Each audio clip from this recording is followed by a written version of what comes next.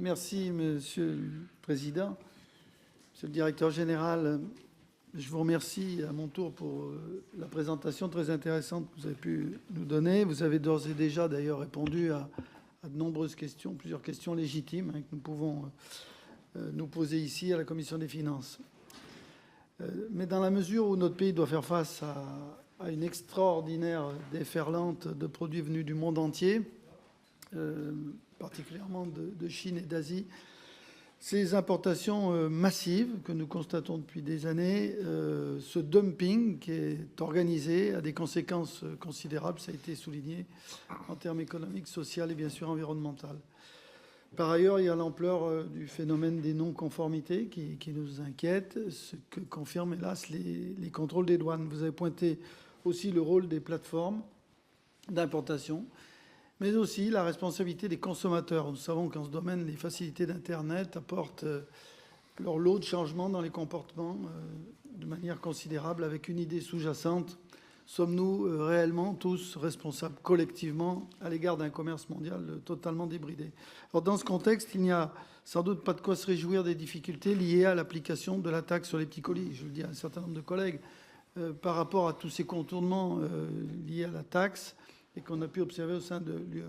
La nouvelle taxe donc, est trop récente pour dresser un bilan, ça c'est sûr, mais elle a demandé une forte réactivité des services des douanes. Nous sommes donc dans une phase transitoire que vous avez parfaitement décrite, avec la nécessité de bâtir un système plus efficace, avec la perspective plus rassurante, à savoir la mise en place d'une approche européenne dans le cadre de l'union douanière, une réforme très importante. Et je pense que le sujet montre à l'évidence que nous, les parlementaires, nous devons faire preuve d'un peu d'humilité lorsqu'on imagine des solutions sur le plan fiscal, mais aussi juridique et finalement opérationnel. Et la volonté politique trouve ici ses limites, je le dis, dans un monde ouvert et complexe comme le nôtre. Alors, face à cette situation et face à toutes les interrogations que vous pouvez avoir, est-ce qu'il y a des choses que nous pouvons apporter? D'où l'intérêt, par exemple, de conforter les moyens humains et technologiques pour les douanes.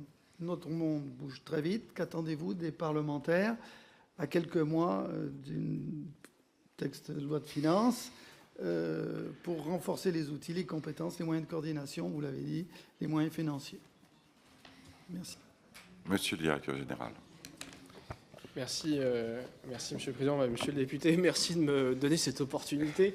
Je ne suis pas arrivé avec une liste de courses, mais non, ce qui est certain, c'est que ce qui est frustrant, c'est qu'on est dans un environnement effectivement où une initiative nationale, il faut toujours la peser par rapport aux capacités de contournement dans un monde très ouvert avec cette fluidité des flux et un environnement juridique douanier du commerce international qui est très largement régi par des textes européens. Donc quand on veut faire bouger les choses, en fait, il faut les faire bouger à une échelle européenne pour qu'elles soient efficaces et accepter le tempo européen qui n'est pas celui le même que le nôtre, voilà, qui ne permet pas la même réactivité. Une fois qu'on a dit ça, il est certain que tous les ans, le Parlement connaît de la loi de finances et qu'il aura à en connaître cette année pour l'an prochain et que dedans, il y aura des éléments importants pour la douane puisque, comme je l'ai déjà indiqué, à la demande du Président de la République, notre ministre David Amiel est en train d'élaborer un plan de renforcement de la douane sur lequel il aura l'occasion de revenir pour faire des annonces sur le sujet dans le cadre du PLF. Donc vous aurez à en connaître in fine dans une situation budgétaire par ailleurs complexe que je ne méconnais pas et dans laquelle renforcer l'administration, c'est tout sauf anodin. Voilà, donc ça c'est le premier point. Le deuxième, vous allez aussi avoir prochainement à connaître d'un projet de loi de ratification du Code des douanes, le Code des douanes a été intégralement recodifié depuis le 1er mai et comporte une œuvre qui à la fois solidifie, modernise notre code et qui va comporter des dispositions aussi dans le projet de loi de ratification, pas que de ratification, parce que c'était une recodification à droit constant et donc au-delà de l'ordonnance de ratification, de recodification qui nécessite ratification, il y aura des évolutions législatives législative, parce qu'il y a aussi des pouvoirs de contrôle, en fait. Autant les règles du jeu, du dédouanement, des déclarations, etc., elles sont fixées au niveau européen, autant les règles du jeu du contrôle, elles sont très largement fixées au niveau national. Et c'est là où il existe un terrain de jeu national très utile, et c'est d'ailleurs ce qui a été fait récemment par la voie réglementaire. Mais les besoins législatifs en matière de contrôle sont toujours importants. Moi, je citerai un exemple. On a un sujet majeur pour nous. On a discuté des enjeux de quelle proportion de marchandises est contrôlée. On a vu qu'ils sont faibles, quel que soit le type de marchandise, ils sont toujours faibles. Et donc tout l'enjeu pour nous, c'est le ciblage.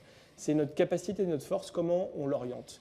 Et pour bien cibler, on a besoin de beaucoup de données et de pouvoir bien l'utiliser. Voilà. Et on a des dispositions qui sont issues de la loi de 2025 sur le narcotrafic qui nous permettent d'accéder de façon plus large qu'avant à la donnée logistique, mais on souhaiterait d'ores et déjà, on a le retour d'expérience de tenter de mettre en œuvre ces dispositions nous montre qu'on a encore quelques contraintes, quelques barrières pour bien les utiliser à des fins de ciblage sur lesquelles peut-être vous serez amené à être sollicité dans les prochains mois.